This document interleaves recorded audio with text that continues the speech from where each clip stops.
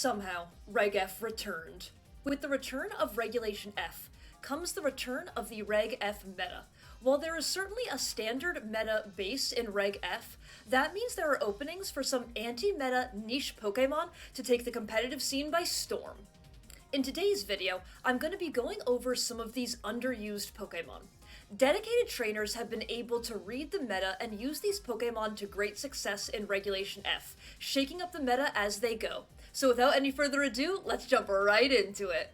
The first Pokemon I want to talk about today is Articuno, and I am so excited to be talking about Articuno, and I'm actually going to be talking about Articuno and Ninetales, Alolan Ninetales, and they do really go hand in hand. I will go over each of these Pokemon individually, but these Pokemon were able to, out of nowhere, were able to win the, I believe it was Utrecht special event. If I'm wrong, I will have it up on screen.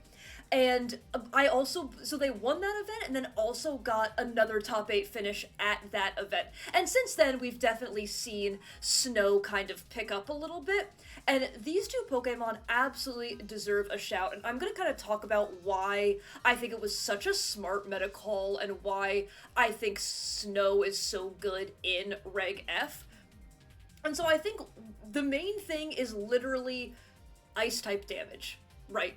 So Ice-type damage is super good into so many common and very powerful Pokemon in Regulation F, right?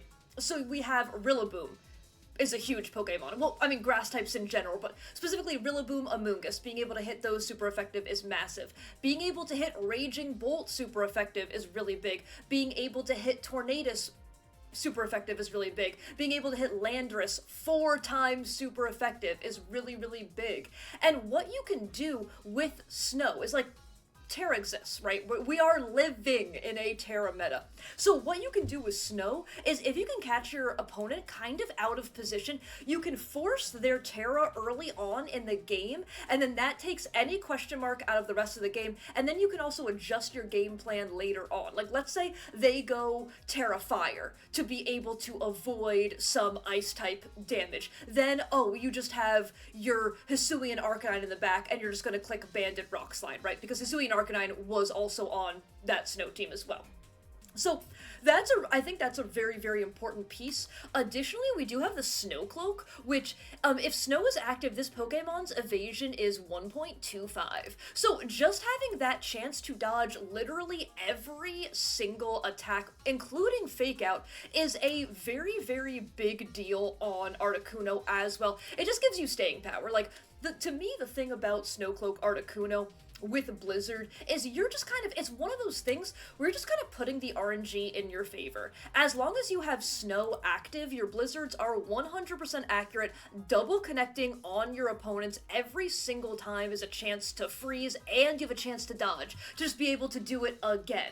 You know, it's like, sometimes with Snow, you're not always going to be pumping out a huge amount of damage, but your opponent has to know every single time you click that Blizzard, there is simply that chance that you get a freeze and their Pokemon is not able to move for literally freeze is crazy. There's a chance that their Pokemon will not be able to move for literally the rest of the game, which is also a huge deal. But here's the thing I want to shout out about Articuno. Blizzard is amazing in Snow, but you also do have your 100% accurate Ice Beam, also have a chance of freeze, nice. You have your Sheer Cold, not 100% accurate, but once again, this is just kind of a funky little move, where if your opponent has a big setup Pokemon that you're worried you won't be able to take down, you can click Sheer Cold, and to me, kind of the way these one-hit KO moves work is, it kind of shifts your opponent's focus to the Articuno. Like, your opponent doesn't want to let you just they have worked so hard to set up this Pokemon, whether it's their Raging Bull, whatever Pokemon it may be, they've worked hard to position it, they've worked hard to set it up. They don't want you to just take it like that. So it kind of shifts the focus from the Articuno, from the partner Pokemon to the Articuno, and then you can plan out your game from there. So I do want to shout that out. But I do believe one of the moves that makes Articuno so good is Freeze Dry. So we just talked about how offensively good Ice type is in Reg F. I do also want to shout out something else before I talk about Freeze Dry.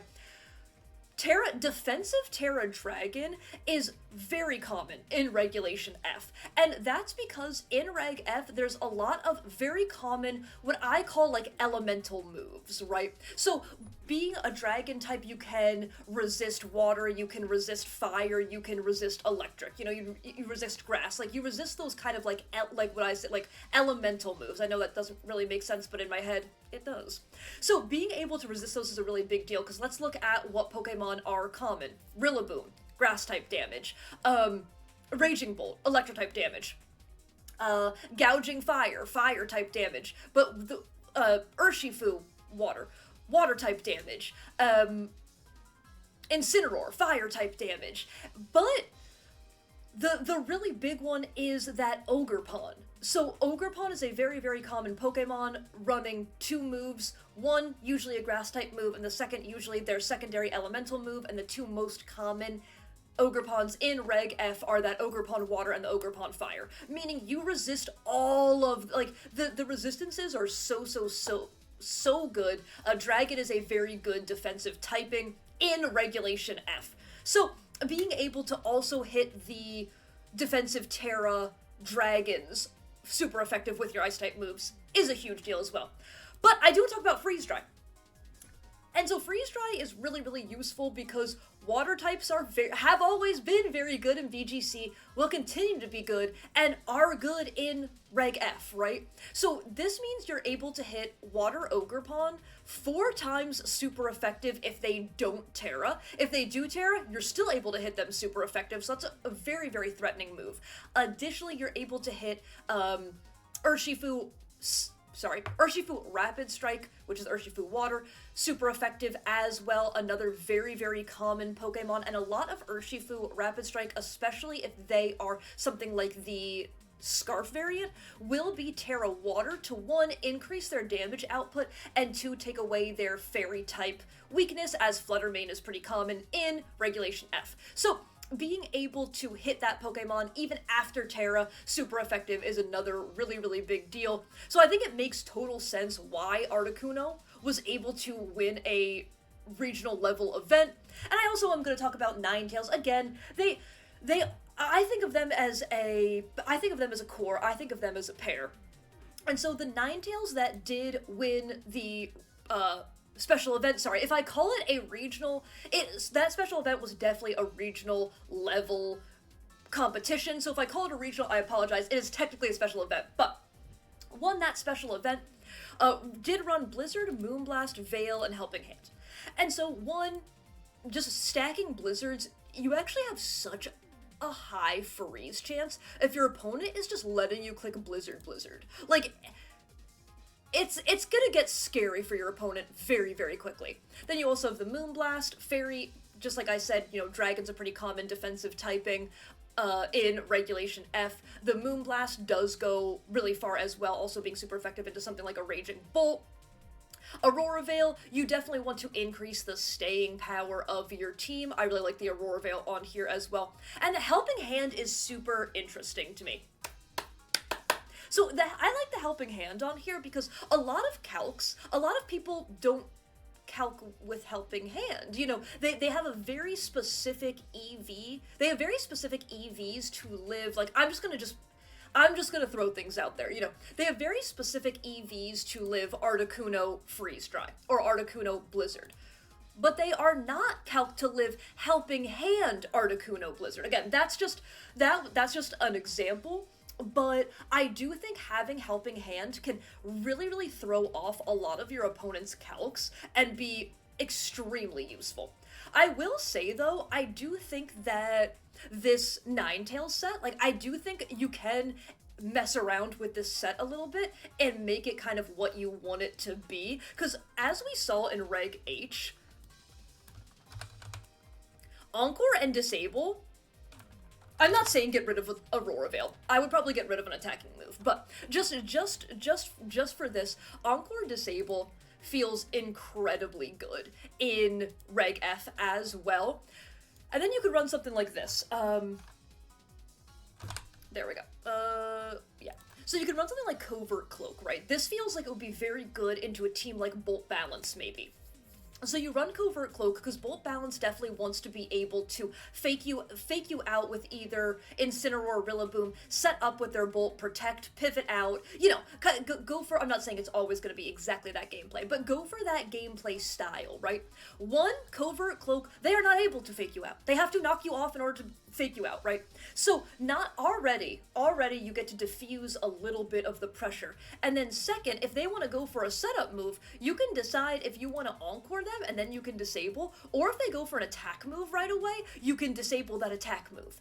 So I feel like the Encore disable is especially with the Covert Cloak. If you don't want to run Cloak, let's say you want to run Sash, or let's say you do want to run Light Clay, you could always go for a Terra Ghost. Like, there are different kind of ways to get around this. I personally, I'm a bit of a Covert Cloak believer. I just think Covert Cloak is maybe my favorite item introduced in Scarlet and Violet. So I do think, and I think especially if you're playing, maybe in a global challenge or in a ladder tour or something like that, if you're playing a closed team sheet, I think Covert Cloak's stocks absolutely skyrocket.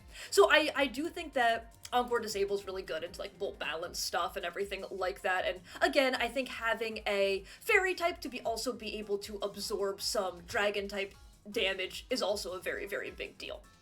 So next, I do want to talk about Okidogi. So I did a bunch of research for this video, and I also went back to look at some of my old Reg F videos. I have actually a ton of Reg F videos, and I did use an Okidogi team in one of those videos, and Okidogi did get top 8 at EUIC. Like, that is so wild to me. And so we do have, Okidogi is a poison fighting type, which is very, very decent into the meta, kind of like what I was talking about with Articuno. The poison typing, you do super effective damage to Rillaboom, and you do super effective damage to Ogerpon. That's a very big deal. And then with the fighting damage, you do super effective damage to the Incineroar. So just being good into the fake out friends, as you can see, being good into the fake out friends can actually go such a long way. By fake out friends, I do mean Incineroar and Rillaboom.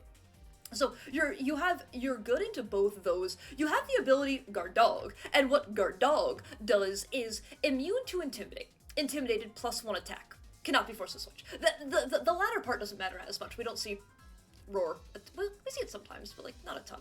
But so not only are you good type matchup wise, are you good into the fake out friends, but then also you are a physical attacker that cannot be slowed down by Intimidate, and I have talked about this so many times when I talk about Pokemon's viability, but being a physical attacker that cannot be slowed down by Intimidate, and in fact not only not slowed down, but boosted up, is a very, very big deal.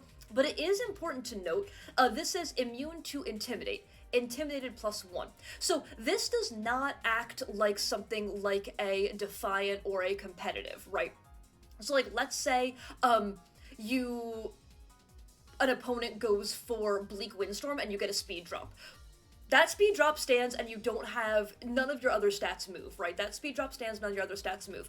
Additionally, Incineroar can go for something like a Parting Shot and get the -1 attack because this is specifically immune to Intimidated +1. So that is definitely something to note. It's not quite as good as a Defiant ability, but it's still quite useful. Additionally, boom, hit him with that bop! Hit him with that upper hand. So the upper hand is also super fun, making you even that much better into the fake out friends, making you that much better into any Pokemon that wants to use fake out. You get to use your upper hand. 65, it's a stab move as it is a fighting type move. 65 base power, 100% accuracy, 100% flinch, fails unless target uses priority. So, but there's a lot of priority going around in Regulation F, right? So not only do we have the two fake out friends, both knowing fake out, we have Rillaboom with Grassy Glide, we have Urshifu with Aqua Jet, we have Urshifu with Sucker Punch, we have King Gambit with Sucker Punch, we have Thunderclap. I'm sure I am missing a lot, but we have Chien-Pao with Sucker Punch, we have E-Speed on Hisuian Arcanine, regular Arcanine, question mark? And Dragonite, like, there is a lot of priority running around. So being able to click Upper Hand, and on most of the Pokemon I just named, Upper Hand is also super effective. So being able to click super effective Stab, Upper Hand, shut down any priority shenanigans your opponent wants to go for also feels very good. High horsepower for coverage. This is very nice into fire types, into steel types as well, which you can't hit. I was gonna say can't hit particularly hard, but you can't hit at all. So having the high horsepower coverage is nice.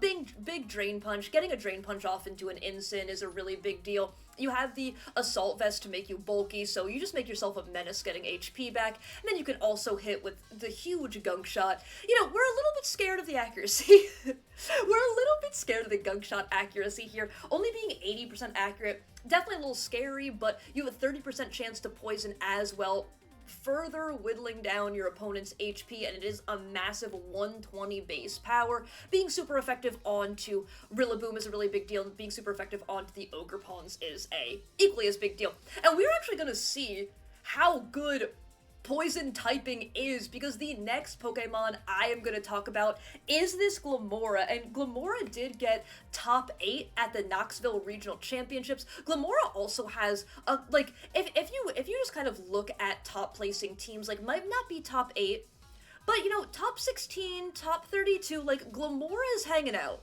Glimmora is definitely hanging out, and I actually did a Glimmora, very similar to Okidogi. I used a Glimmora team in the first part of Reg F, and it was really fun.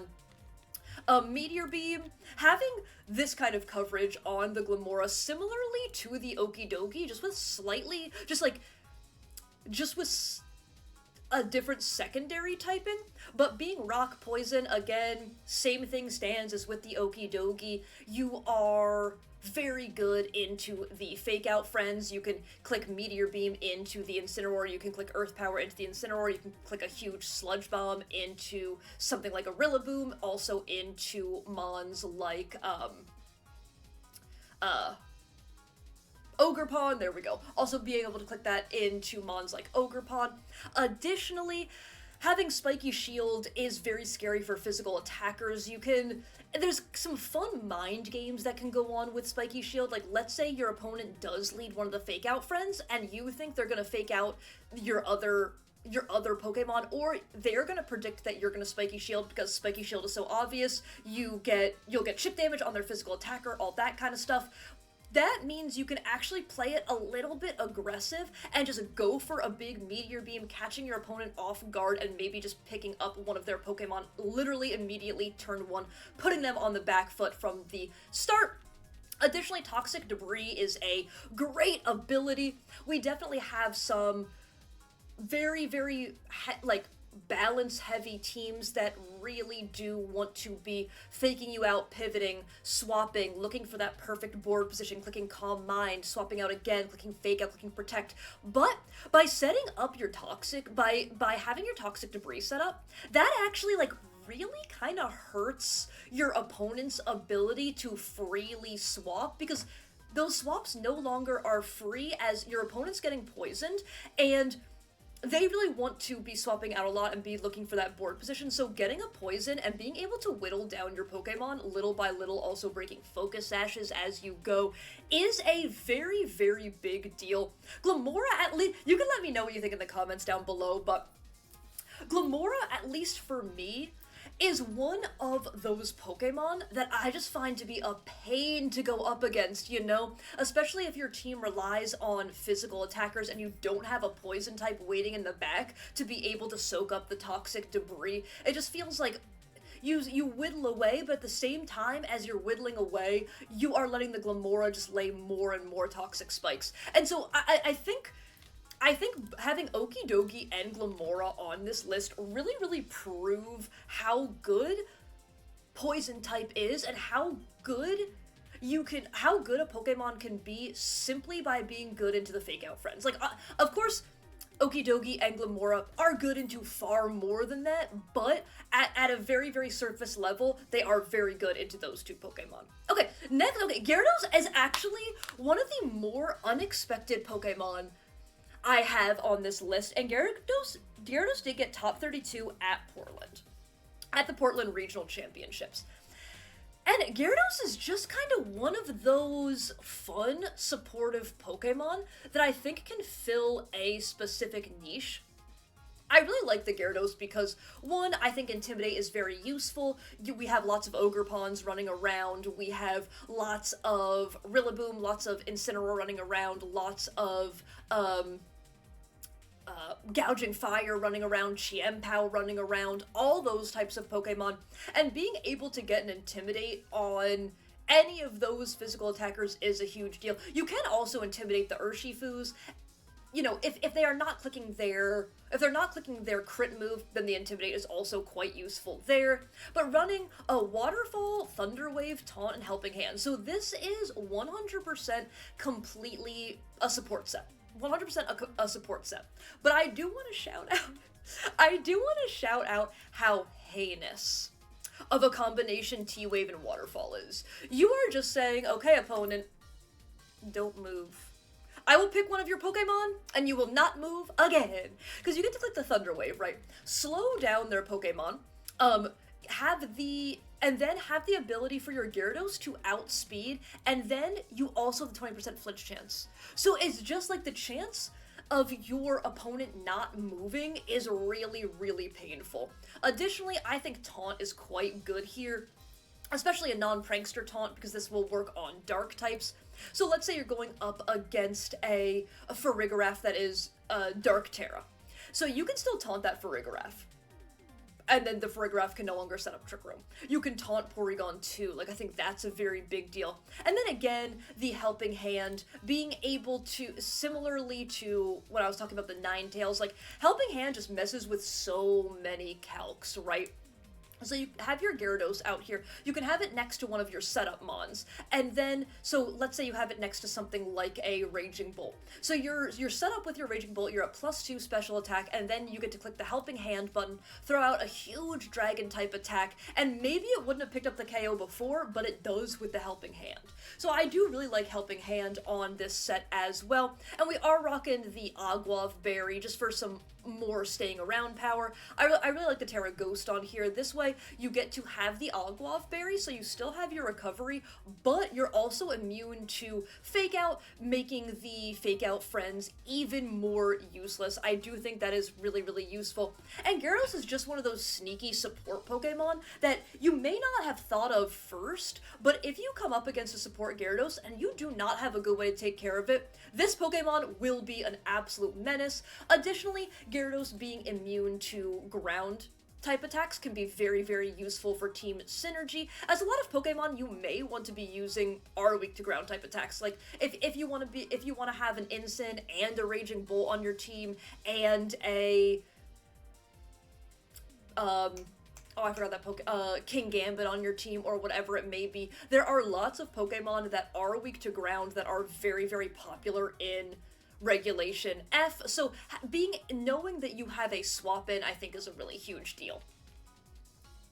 Okay, so if y'all have been around the channel since Sword and Shield, you know I love this Pokemon. I love Galar Zapdos's design. I call Galar Zapdos Kickburb. I absolutely love Kickburb.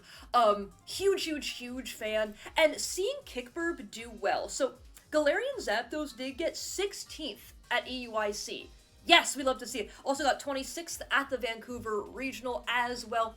Both were Scarf variants, rocking Brave Bird, U-Turn, Close Combat, and Knockoff. This Pokemon does have Defiant. So, being able to, one, you're a physical attacker that is not able to be slowed down by Intimidate. In fact, the Intimidate will give you a +1, which feels really, really nice, and you can't be parting shot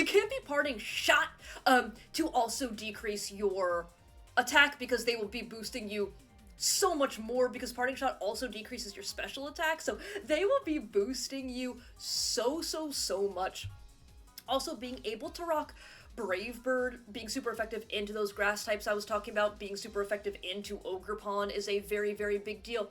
But also being super effective onto the Urshifus is a super huge deal. You do have U-turn, so you have your fast pivot, which can be really helpful, help you reposition. Again, also super effective if it's Water Ogerpon and they don't Terra, super effective into Water Ogerpon. Then you do have big close combat, so if your opponent leads with Incineroar and you lead with your Galar Zapdos, they leave their Incineroar in thinking, oh, there's no way they're gonna close combat, maybe predicting a swap out or something, and you close combat and you're able to take their Incineroar turn freaking 1. That can change a game. As someone who has lost Incineroar turn 1 in various games, Incineroar is a very, for a lot of teams, is a very important pivot piece, is a very important piece to say, okay, I get to choose the tempo of this game, right?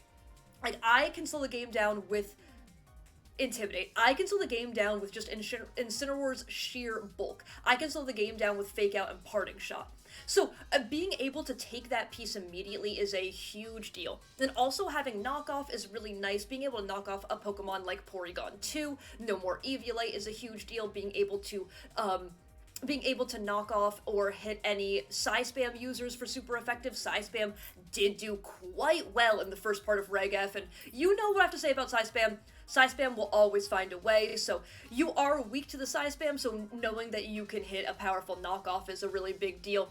And then I really like the Ghost Terra on here. Again, just being immune to Intimidate, being immune to Fake Out is a really big deal in Reg F, so I am so happy to see that Galar Zapdos did well in the first part of Reg F. I am gonna do my best at some point to cook a Galar Zapdos team as well, but I think that how you can use Galar Zapdos in Regulation F and on a team, even if you don't bring it all the time, just having it in team preview, making your opponent think twice about bringing their Intimidator, or specifically if you want to tech against Incin, specifically making them think twice about bringing their Incineroar if you feel like Incineroar really dampens your team and really dampens the way your team wants to.